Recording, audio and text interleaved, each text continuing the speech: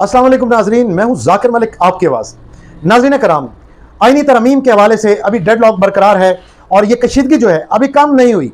इस वक्त जो है सबकी नज़रें इस्लामाबाद पर लगी हुई हैं और इस्लामाबाद की अगर हम सूरत हाल से आपको आगाह करें तो इस्लामाबाद में इस वक्त जो है सिक्योरिटी हाई अलर्ट है।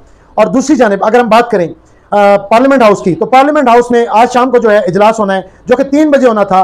गुज़श्ता जो है बार बार कौमी असम्बली और सेनेट का इजलास जो है उसमें वक्त में तब्दीली बार बार की गई। उसकी बुनियादी वजह यह है कि अभी तक हुकूमत के पास नंबर गेम पूरी नहीं हो रही। अभी तक जो है एक दूसरे को मनाया जा रहा है और हार्स ट्रेडिंग का रास्ता भी जो है वो खुला हुआ है।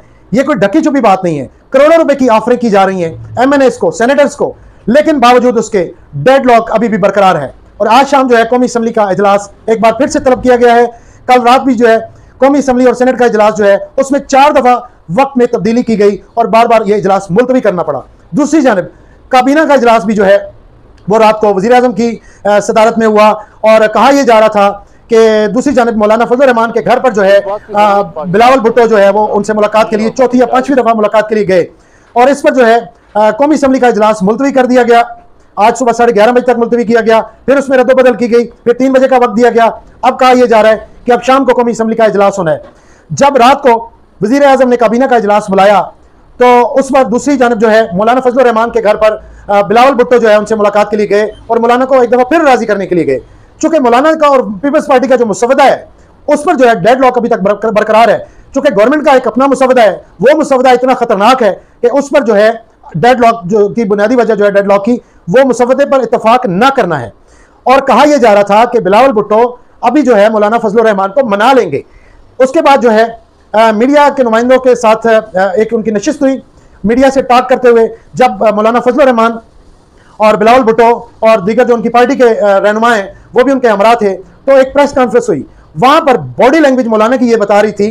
पहले खबरें ये चली मीडिया पर, रिपोर्ट ये हुई कि मौलाना मान गए। तकरीबन सारे मीडिया हाउसेज ने ये खबरें चलाई कि मौलाना मान गए, लेकिन जब प्रेस कॉन्फ्रेंस शुरू हुई तो मौलाना की बॉडी लैंग्वेज ये बता रही थी कि मौलाना अभी नहीं माने और डेडलॉक जो है अभी बरकरार है।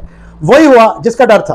हुकूमती ऐवानों में एक दफा फिर खलबली मच गई और दूसरी जानब जो है वज़ीर आज़म की ज़ेर सदारत जो है काबीना का इजलास जारी था और तासुर यह दिया जा रहा था कि मौलाना जो है वो अनाउंस करेंगे और हमें वोट करेंगे और उसके बाद जो है फौरी तौर पर जो है कौमी असम्बली का इजलास जो है हमें दोबारा बुलाया जाएगा। और रात की इस तारीखी में ये एक दफ़ा फिर डाका मारा जा रहा था, लेकिन ऐसा नहीं हुआ। हुकूमती ऐवानों पर उनकी उम्मीदों पर जो है वो पानी फिर गया। मौलाना ने एक दफ़ा फिर उनकी उम्मीदों पर पानी फेर दिया और सहाफ़ी ने एक सवाल किया कि क्या आपके तहफ़्फ़ुज़ात जो हैं अभी बरकरार हैं, क्योंकि जब पाकिस्तान तहरीक इंसाफ के साथ मौलाना फजल रहमान ने मुश्तरका प्रेस कॉन्फ्रेंस की थी तो उनका यह कहना था कि हमारे कारकुन को अगवा किया गया है और दूसरी जानब अख्तर मेंगल के जो पार्टी के एक नुमाइंदे हैं उनको भी अगवा किया गया है। तो सहाफ़ी ने रात को मौलाना फजल रहमान से ये सवाल किया कि आपका इत्तफाक हो गया है और क्या आपके तहफ़्फ़ुज़ात ख़त्म हो गए, दूर हो गए?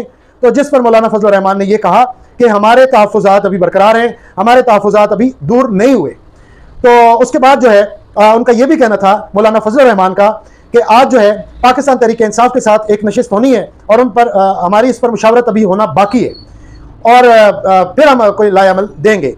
फिर उसके बाद जो है बिलावल भुट्टो जो है वो दोबारा वज़ीर आज़म से मिले जहाँ पर काबीना का इजलास हो रहा था और वहाँ पर जाके उन्होंने वज़ीर आज़म शहबाज शरीफ को ये बताया कि अभी जो है मौलाना नहीं माने।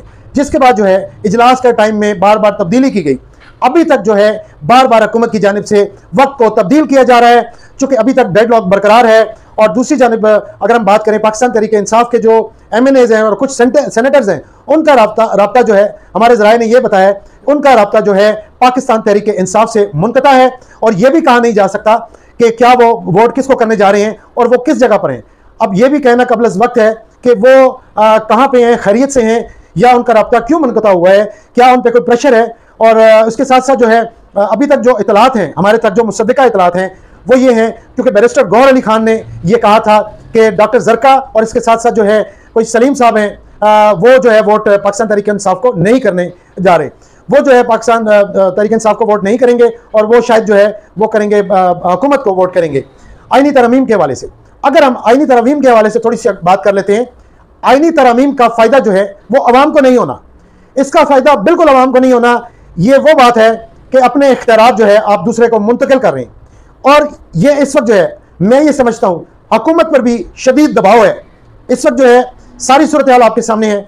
और हुकूमती नुमाइंदे हो, अपोजिशन के नुमाइंदे हो, या दीगर जमातें हो, या फजल रहमान हो, इस वक्त जो है सब पर जो है शदीद दबाव है, शदीद प्रेशर में है इस वक्त। इसका फायदा जो है, अगर ये मुसवदा जो है इसको पब्लिक किया जाता, इस मुसवदे के क्या मकासद है, इससे हुकूमत को क्या फायदा होगा, इसमें हुकूमत पाकिस्तान को क्या फायदा होगा, पाकिस्तान को क्या फायदा होगा, या पाकिस्तानियों को क्या फायदा होगा, इसमें अवाम को क्या फायदा होगा, इस मुसवदे को जो है पब्लिक किया जाता, ताकि अवाम के सामने ये बातें सारी रखी जाती, ताकि इसमें अवाम भी जो है वो इसको सपोर्ट करती। इसका सिर्फ और सिर्फ फायदा ये है कि आईनी तरमीम करने का मकसद ये है कि ये लोग जो है इख्तियारात अपने पास रखना। ये 26वीं आईनी तरमीम जो होने जा रही है, इसका फायदा सिर्फ इन लोगों को होगा कि जो इख्तियारात जो है वो अपने पास रखना चाह रहे हैं।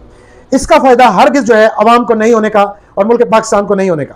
इससे हमारा इमेज खराब हो रहा है, हमारे मुल्क पाकिस्तान का जो इमेज है वो बाहर के ममालिक में खराब हो रहा है। हम जो आइन और कानून की बात करते हैं, और आइन और कानून की बालादस्ती की बात करते हैं, दर हकीकत हम इससे बहुत दूर हैं।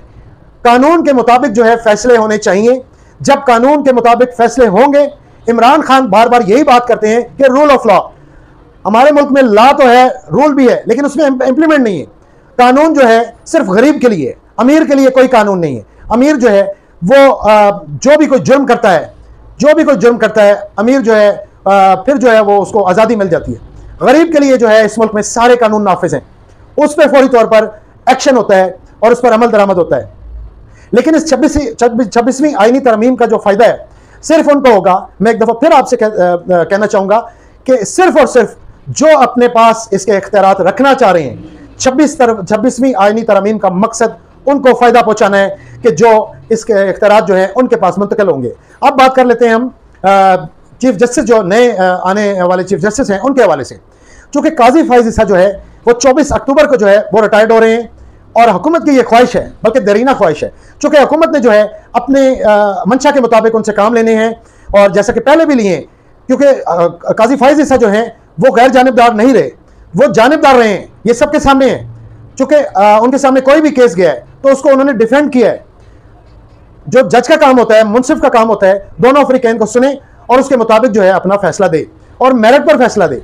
अगर जज साहब जो हैं वो दूसरे किसी वकील को जो है इंटरप्ट करते हैं तो वो अपना कैसे उसको डिफाइन करेगा। तो बात दरअसल ये है कि हुकूमत को जो है काजी फाइज ईसा ने बहुत ज़्यादा फेवर्स दी, ये बात सबके सामने है। मेरिट पर जो है वो फैसले नहीं किए गए, जिस पर जो है अदलिया पर अदम एतमाद किया गया अवाम की जानिब से, इसके साथ साथ वकला की जानिब से, और रिटायर्ड जजेस की जानिब से, जो हाजिर सर्विस जजेस हैं उनकी जानिब से।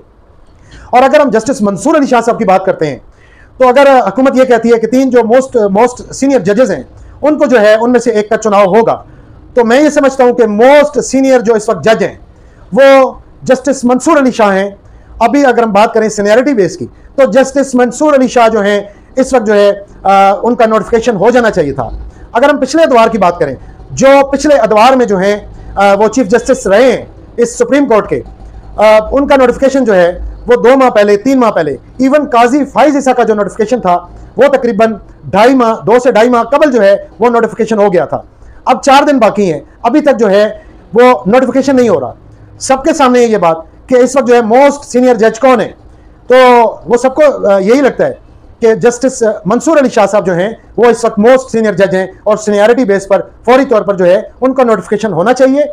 और ये जो इस वक्त टेंशन क्रिएट हुई है पाकिस्तान में, सबकी नज़रें सुप्रीम कोर्ट के पे भी लगी हुई हैं और इस वक्त आईनी तरमीम के हवाले से भी लगी हुई हैं। तो ये जो सारे ये चीज़ है इसको ख़त्म होना चाहिए, और मुल्क और कौम के लिए सोचना चाहिए, आवाम के लिए सोचना चाहिए, और मेरिट का ख्याल करना चाहिए। और ये अगर हार्स ट्रेडिंग, दोबारा मैं ये अल्फाज इस्तेमाल करता हूँ, हार्स ट्रेडिंग का रास्ता हमेशा के लिए बंद होना चाहिए। जब ये रास्ता बंद होगा तो ही जो है आवाम के हक में फैसले होंगे। जब इतनी बड़ी हार्स ट्रेडिंग होगी, करोड़ों रुपए दे के आप जो है वो लोग खरीदेंगे, और वो लोग जो बिक जाते हैं, मुझे उन पर भी हैरानगी होती है कि वो आवाम के वोटों से इस ऐवान तक पहुंचते हैं, और इस ऐवान की जो है आवाम के वोटों की तौहीन की जाती है। मत दें उनको वोट। जो इस तरह के जलील लोग हैं, जो हार्स ट्रेडिंग में मुलव्वस हैं, जो पैसा लेके अपना ज़मीर बेच देते हैं, वो आपके वोटों को बेच देते हैं। उनको पहचाने, उन चेहरों को, उन गलीज चेहरों को पहचाने। मत दें उनको वोट। आइंदा के लिए जो आए आप उसका अच्छे से इस्तेमाल करें, क्योंकि आपके वोटों का वो सौदा करने जा रहे होते हैं। तो खुदा के लिए उनको चेहरों को पहचाने, इस मुल्क पर रहम करें, अवाम पर भी एक बड़ी जिम्मेदारी है कि जो जो लोग इसमें हॉर्स ट्रेडिंग में मुलविस हैं और जो ये बिक रहे हैं, ये जो लोटे बन रहे हैं, उनको पहचाने, आप उन पर गौर करें और खुदा के लिए उनको दोबारा वोट मत दें।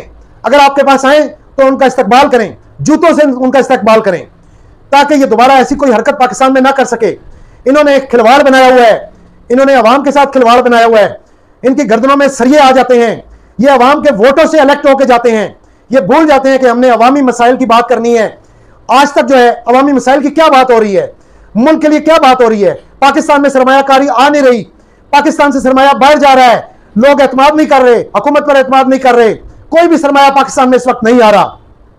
तो खुदा के लिए इस मुल्क से खिलवाड़ बंद करें, इस मुल्क पर, इस कौम पर, 25 करोड़ अवाम पर रहम किया जाए और खुदा के लिए इस मुल्क का सोचा जाए। अब तक के लिए इतना ही। अपना और अपने अहले खाना का बहुत ख्याल रखिएगा। जाकिर मलिक को इजाजत दीजिए। अल्लाह निगहबान।